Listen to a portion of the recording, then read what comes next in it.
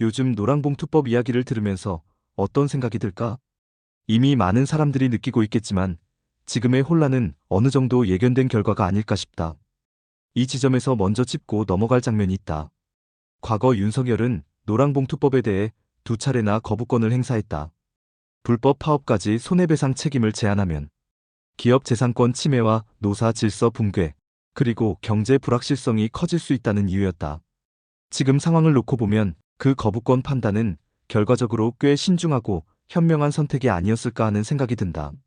반대로 이재명과 민주당은 당대표 시절 2번, 대통령이 된 뒤 1번, 총 3차례에 걸쳐 노랑봉투법을 밀어붙이며 결국 시행을 선택했다. 그리고 지금은 시행령으로 속도를 조절해야 하는 상황에 와 있다. 이걸 보면 처음부터 이 법이 가져올 후폭풍을 충분히 계산했는지 의문이 남는다. 정치적 선택이었는지 정책적 숙고는 했는지 다시 묻게 된다. 노랑봉투법은 분명 약자 보호라는 좋은 취지에서 출발했다. 불법 파업이더라도 개인 노동자에게 손해배상을 묻지 못하게 하자는 것, 노동자를 지켜주겠다는 의도 자체는 이해할 수 있다. 이 법의 이름도 따뜻한 이야기에서 시작됐다. 2014년 쌍용차이고 노동자들에게 47억 원의 손해배상이 청구됐을 때 한 시민이 노란 봉투에 4만 7천 원을 넣어 기부했다. 47억에 맞서 4만 7천 원으로 연대를 표현한 것이다. 이 작은 행동이 노란봉투 운동이 되었고 그 상징이 그대로 법 이름이 됐다. 출발점은 정말 아름다웠다. 하지만 문제는 상징이 제도가 되는 순간부터다. 개인의 선의는 감동이지만 법이 되면 인간의 욕심과 이해관계가 모두 끼어든다. 내가 보기에는 이 법을 이해하는 가장 핵심적인 표현이 이거다. 노랑봉투법은 각자가 선의로 절제하며 움직일 것이라는 일종의 성선설을 전제로 설계된 것처럼 보인다. 하지만 현실의 현장은 각자가 최대한 유리하게 움직이려는 성악설의 세계에 더 가깝다. 노조는 노조대로, 사용자는 사용자대로, 정부는 정부대로 각자의 이해관계를 따라 움직인다. 이 현실을 충분히 계산하지 않은 제도는 충돌할 수밖에 없다. 그래서 지금 벌어지는 모습이 이렇다. 이재명 정부와 민주당은 법을 공포한 뒤에야 현실이 만만치 않다는 걸 체감한 것처럼 보인다. 여러 문제가 드러나자 시행령으로 브레이크를 걸고 있다. 하지만 시행령은 땜질일 뿐 근본 설계를 바꾸지는 못한다. 결국 기업도 불만이고 민주노총도 불만인 애매한 법이 되어버렸다. 가장 위험한 부분은 책임 구조다. 불법 파업이어도 개인은 책임을 지지 않는다. 그럼 누가 손해를 떠안는가? 결국 회사와 협력업체, 그리고 사회 전체다. 이 구조가 굳어지면 기업은 선택을 하게 된다.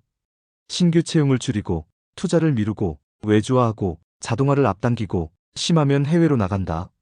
여기서 또 하나 중요한 현실이 있다. 노랑봉투법에 가장 목매는 노동자들은 사실 가장 힘든 계층이 아니라 대기업 정규직 노조가 아닐까? 이 사람들은 조직력도 있고, 법률 대응 능력도 있고, 파업을 오래 버틸 경제적 여력도 있다. 다시 말해, 이 법의 이점을 가장 잘 활용할 수 있는 집단이다. 반대로 진짜 약자인 하청 노동자, 비정규직, 영세 자영업자, 중소기업 노동자들은 파업 한 번이면 바로 생계가 흔들린다. 법이 있어도 싸울 여력 자체가 없다. 그래서 아이러니가 생긴다. 약자 보호라는 이름의 법이 현실에서는 힘 있는 노동자를 더 강하게 만들 가능성이 커 보인다. 그리고 그 비용은 모든 국민들이 떠안게 될 가능성이 많다. 산업구조로 보면 더 분명해진다. 반도체처럼 세계적으로 최고 수준의 제품을 만들고 있고 조선처럼 한국이 아니면 대체하기 어려운 산업은 그나마 버틸 수 있을 거다. 자동차와 조선 협력업체들은 자동화에 전력할 것이고 중소제조업체들은 해외로 나갈 수도 있다. 하지만 서비스업은 해외로 갈 수도 없어 축소나 폐업의 수순을 밟을 가능성이 크다. 노동 리스크가 커지는 순간 떠나는 쪽이 더 싸다고 판단할 가능성이 크다. 기업들은 이렇게 움직일 것이다. 공장을 통째로 옮기지는 않지만 신규 투자는 해외로 돌리고 한국 공장은 설비 투자를 하지 않아 낡게 만든다. 그리고 신규 채용을 줄여 인력은 늙어가고 공장은 낡아가는 구조가 된다. 겉으로는 남아있지만 속으로는 빠져나가는 구조다. 혼란이 오면 이재명과 민주당은 이렇게 말할 가능성이 크다. 우리는 약자를 보호하려 했는데 국힘과 기업이 발목을 잡아서 이런 혼란이 생겼다고. 반대로 국힘과 기업은 법 설계 자체가 무리였다고 반박할 것이다. 하지만 중요한 건 프레임이 아니라 결과다. 정치는 믿음의 문제가 아니라 결과의 문제다. 약자 보호라는 말이 씨가 먹히려면 약자의 삶이 실제로 나아져야 한다. 결국 이 모든 과정이 우리에게 남기는 말은 하나다. 47억 손배에 맞선 47,000원의 선의는 아름다웠지만 그 선의를 그대로 제도로 옮기는 순간 전혀 다른 폭풍이 될 수 있다는 사실이다. 그리고 이제 남은 질문은 이것이다.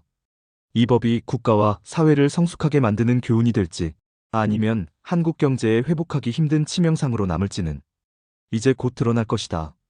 내가 말할 수 있는 한 가지는 대한민국은 과유불급이란 사자성어를 새삼 깨우치는 한 해가 될 듯하다.